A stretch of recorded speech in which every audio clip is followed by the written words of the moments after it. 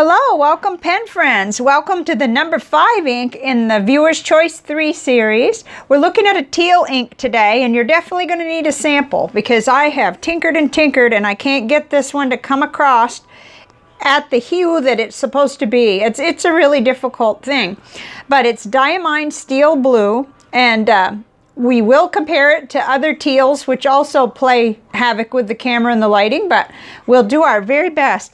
So this ink tied with 9 votes. It tied with the J.R. Bond Kyanite and the Diamine Earl Grey. So here we are with our number 5.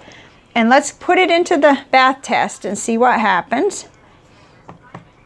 And you probably noticed we have a new ink journal. I just couldn't get any more pages out. I had a couple pages blank in the old one, but they had some really bad bleeding on the other side, so it was time to hop into the new Rhodia Gold book.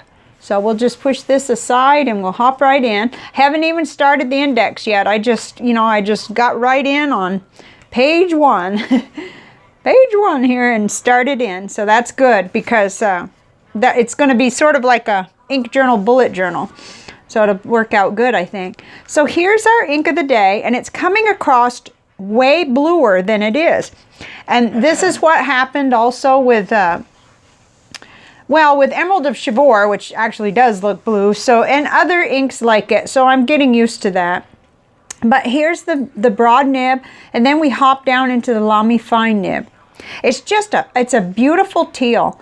It's now I have others in this category that I favor, so I'll just say that right out in the beginning, but I don't dislike this. This is beautiful, and if I hadn't already been exposed to some of the others, which are a little darker and maybe shade crazy, then I probably would, be all over this, much more than I am. So my first impressions are I really like the color, and I love that red edging that you get, and you do get that on the Tomoe River insert. This is just a little piece of paper taped in. Yeah, and then I said right at the beginning I wasn't sure what it would compare to, but it didn't take me long to find several comparisons. It dried quick on this paper. Some of the other papers it didn't, but it seemed to do just fine, and this is a Rhodia paper in this Rhodia Gold book. The sample came from my pen friend MW, thank you very much, some time ago. And here is our chromatography, which looks very straightforward, and from this I would say it's probably going to disappear in the bath test. It's probably going to be real easy to clean. So I think that hypothesis is not, not too far-fetched. Okay, let's hop on to some notebooks. We will start with the Leuchtturm 1917 dot grid. Here we are. Here we are in the broad nib. And let's see, it seemed to take longer on this paper to dry, which was a real puzzle to me. I started doing X's instead of dots somewhere along this line because I realized, well, my little dots or scribbles could be very subjective. I might put it down more at times. So, and then it took only 10 seconds in the Lamy fine nib. I said a great paper ink match. So I must have liked it better on here than some of the others. So, and I see that it's very well behaved. Let's see.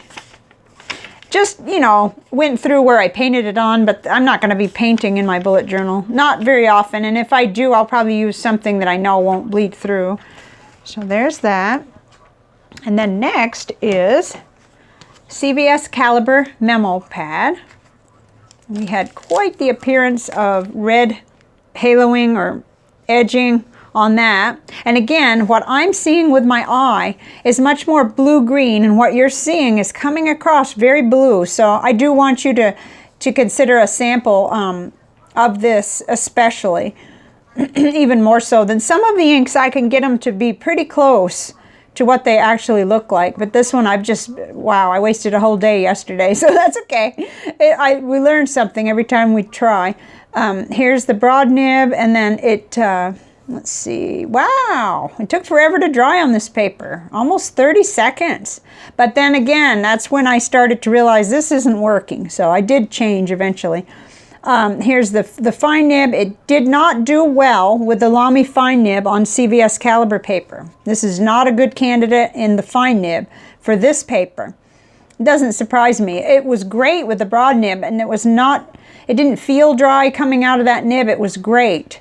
So I would have been perfectly happy with that, but not with the fine nib. And it took only 15 seconds to dry with the Lamy fine nib, but I wouldn't even use it on this paper. Absolutely nothing came through, just a little shadowing or ghosting where I painted it on. Okay, next is Clairefontaine. This is a little pocket-sized Clairefontaine notebook, and I'm really liking this for testing. I didn't like it because it wouldn't stay open really well in my traveler's notebook, so no goodness it's not being wasted. We're getting to see our inks on here. Okay, here it is in the broad nib. Took about 26, no, I guess somewhere between 20 and 25. I see a slight smear at 20 seconds. But it looks nice and bright on here. This kind of makes this ink better, this paper. The Clairefontaine and the combination of it being nice and white, that I liked it. And then I no longer had any problems with the fine nib on this.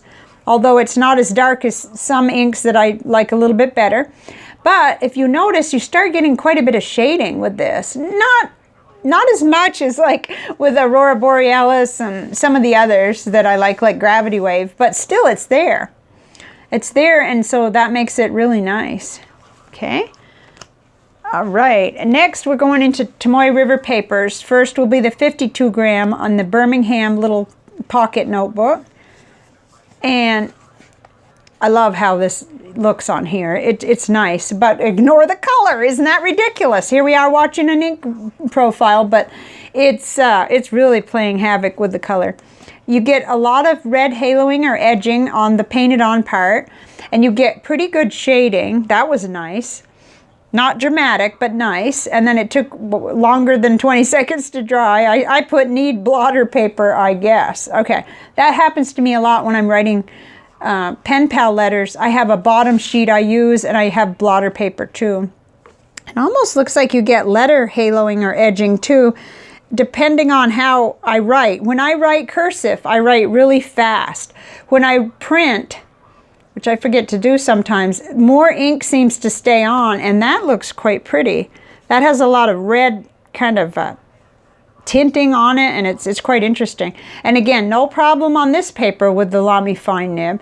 20 seconds to dry. Let's see if it went through. Yeah, where you painted on, it went through, but really it didn't with the writing, so it was nice. Okay, 3 more little samples of paper. On the Rhodia, it looks really good. Let's see. Still looking too blue, but that's just, wow. You should have seen all the things I tried to correct that. Okay, here's the broad nib. Wow, it took a long time on this one too, about 25 seconds. In the broad nib anyway. Not as much shading as on the Clairefontaine, but there is some. You can see it around your tops of your letters. You can see the lightness coming through, like almost a brighter turquoise at the top. You can almost start to see what the ink's supposed to look like. Oh my goodness. And then in the fine nib, a little bit of shading, but not much. 8 seconds to dry on that.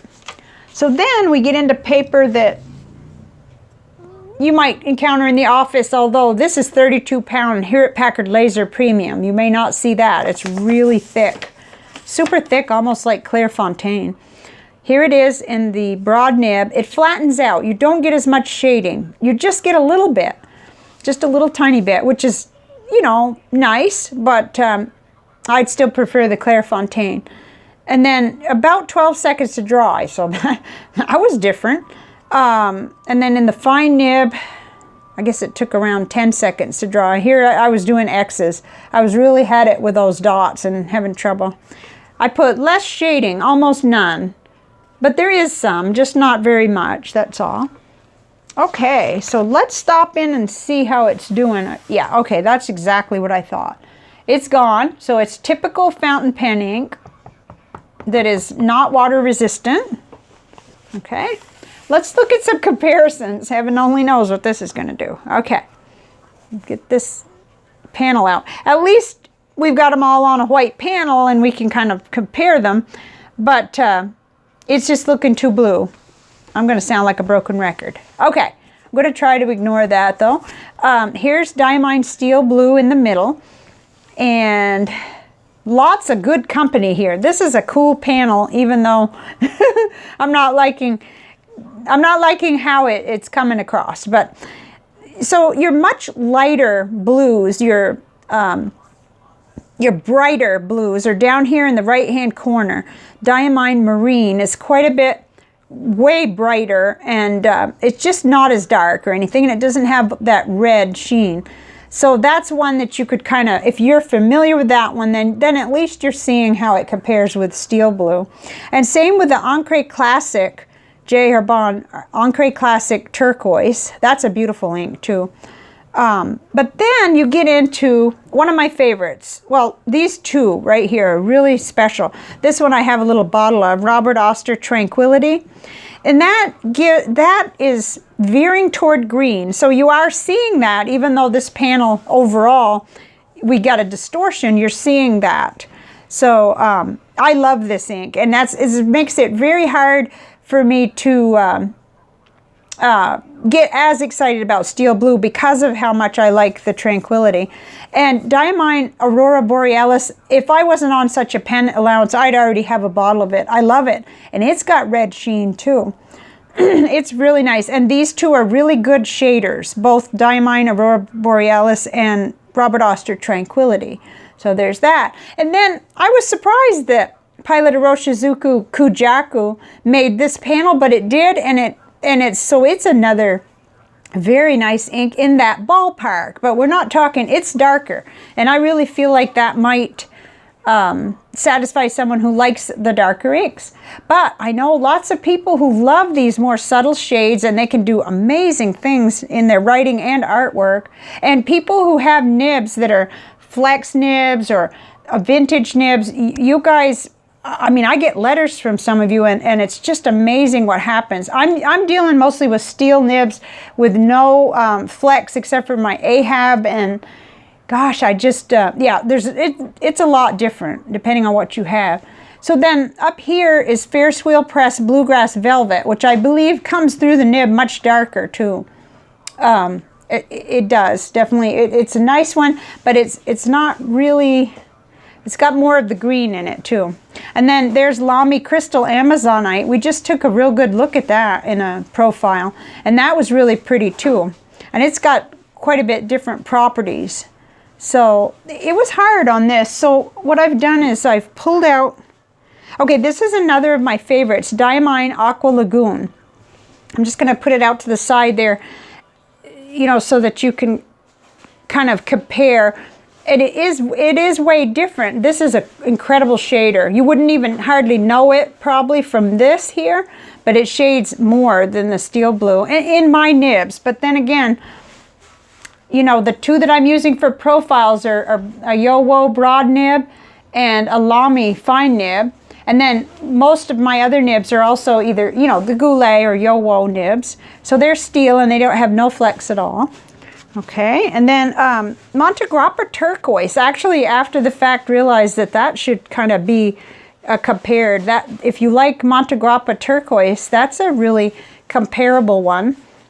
But I don't have experience with that in a nib as much. I don't believe that I've profiled it yet. I'm pretty sure. Okay, then Petrol is another one that goes right over toward green, and you are seeing what happens. That definitely looks green. You know, and it's got that, what color is it kind of vibe to it. Okay, I've got to speed up here a little. Oh, Emerald of Chivor. Okay, so, you know, that's another one that just plays tricks with us every time. But it's sort of in that ballpark. Is it blue? Is it green? Okay, I think that's pretty much what I wanted to show you, except for the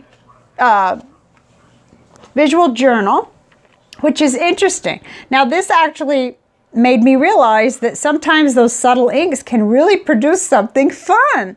I mean, this looks like kind of like a rain cloud, and then I don't know what you would call this, but I liked it. There was a lot of interest that came out, and then, you know, it just quite quite subtle, and yet I wouldn't say I hate that. That's really interesting what happened with it. You know, it moved around a lot. It opened up a hole, a vortex or something. It was really fun. And then over here, I don't like it really. I mean, it just doesn't, you know, I've seen so many that do more. But on the little Nick Stewart technique there at my really kindergarten stage that I'm at, I liked it. I liked it a lot. So there you have it. Okay, so what's next? That's the question. The next ink up got 8 votes, and it is Diamine Maureen. It's a Cult Pens exclusive, a limited edition with tons of red sheen. And certainly you're seeing more what I'm seeing on this, you know, closer to it, even with all that sheen. So some of our inks we get to get a little bit more accurate depending on, I guess, what's inside that color. So I would love to hear from you what you think about today's ink, even though we are dealing with, you know, handicap in terms of seeing the exact color. Do you have it? Do you like it? Do you like any of these others that you already know what they look like? That would be a question. So keep the comments coming, and thank you so much for watching. And I will be back with that beautiful, which I think it's going to shade real good too, the Diamine Maureen. That's going to be fun. A lot of people wanted to see that. So I'll see you back here soon. Bye for now.